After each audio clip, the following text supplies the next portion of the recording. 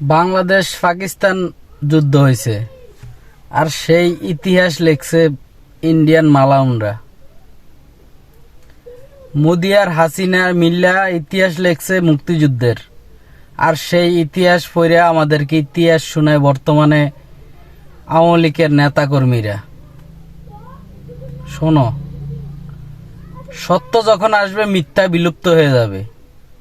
সত্যর কাছে মিথ্যার কোনো স্থান নাই।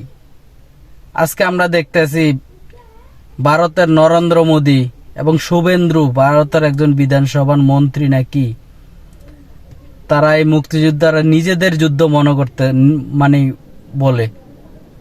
তোমরা এটা নিয়ে খুবই গর্ব করো, অথচ সঠিক ইতিহাস তোমাদের কাছে নাই। ওই নরেন্দ্র মোদি আর শেখ হাসিনা মিললে ইতিহাস লেখছে, ওই ইতিহাসে তোমরা বিশ্বাসী। এটার মেন কথা হচ্ছে তারা হচ্ছে পারিবারিক বন্ধনে আবদ্ধ।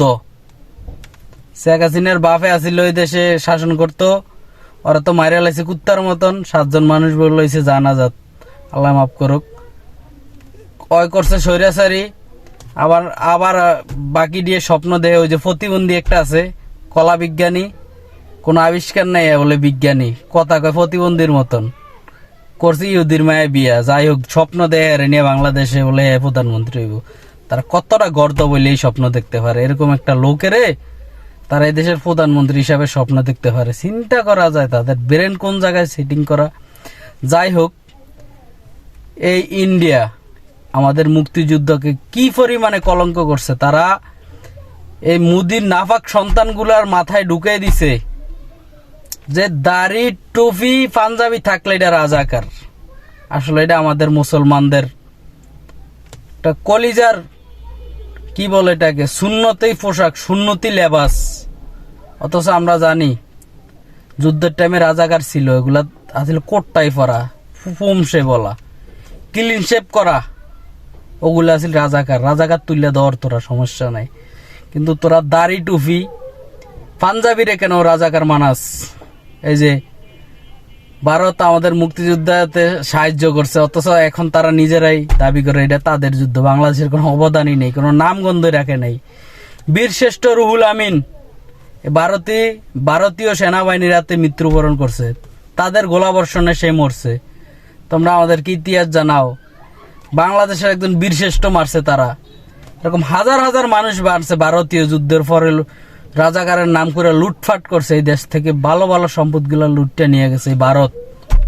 এই মুদির নাফাক সন্তানগুলো এই দেশে বিশ্বাস করে, মুদিরা এই দেশটারে সাহায্য করে সব বইরা দিছে।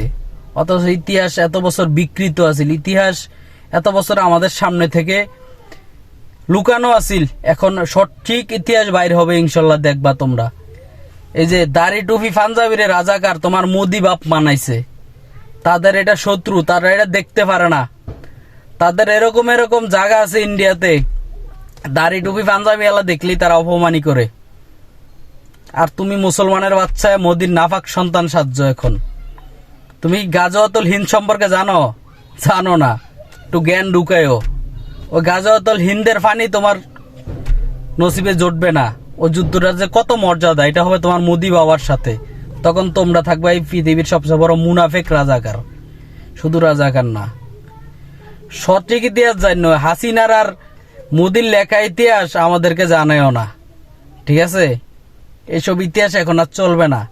নিজের মুসলমান হিসাবে পরিচয় দেওয়া আর মোদির নাফাক সন্তানের ভূমিকা পালন করো বাংলাদেশে বসে থেকে, এটা আর হবে না। ভারতের আধিপত্যের দিন শেষ ইনশাআল্লাহ। এখন ঐক্যবদ্ধ বাংলাদেশ, এটাই বাস্তব।